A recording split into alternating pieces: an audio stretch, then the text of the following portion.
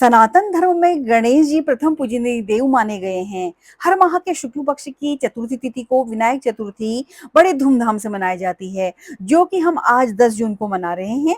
यह विशेष दिन गणपति जी की पूजा आराधना के लिए बेहद शुभ माना गया है।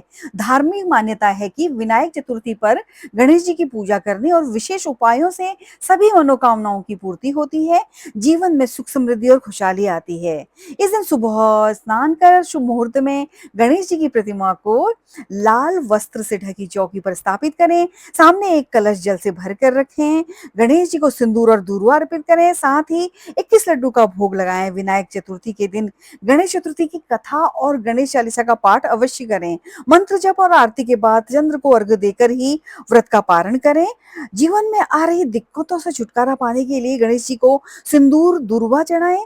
भोग में मोदक का भोग लगाएं और धन सुख सौभाग्य में वृद्धि के लिए ओम गण गणपति नमः मंत्र का जप करें।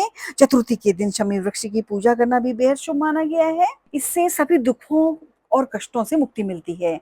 धन की कमी और कर्ज से मुक्ति के लिए गणपति के सामने चौमुखी दीप जलाएं।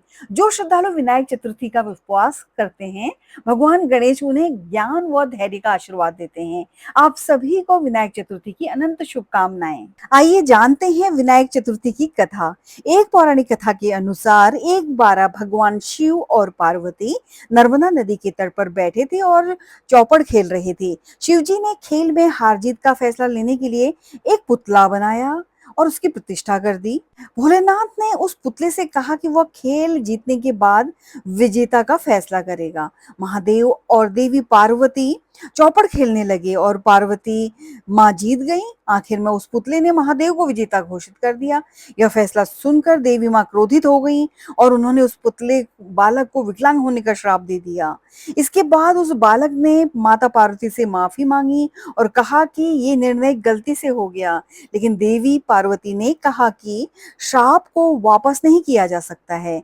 इसके बाद देवी पार्वती ने उसे एक समाधान बताया और कहा कि नाग कन्याएं भगवान गणेश की पूजा करने के लिए आएंगी और तुम्हें उनके बताए अनुसार एक व्रत करना होगा।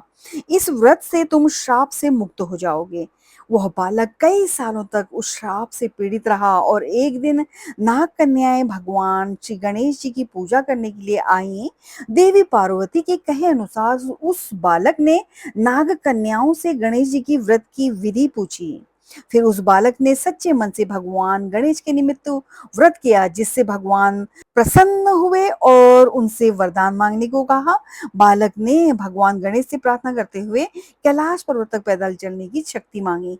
भगवान गणेश ने बालक को आशीर्वाद दिया। गणपति के आशीर्वाद से वह बालक श्राप मुक्त हो गया और बाद में बालक ने श्राप से मुक्त होने की कथा कैलाश पर्वत पर महादेव को सुनाई।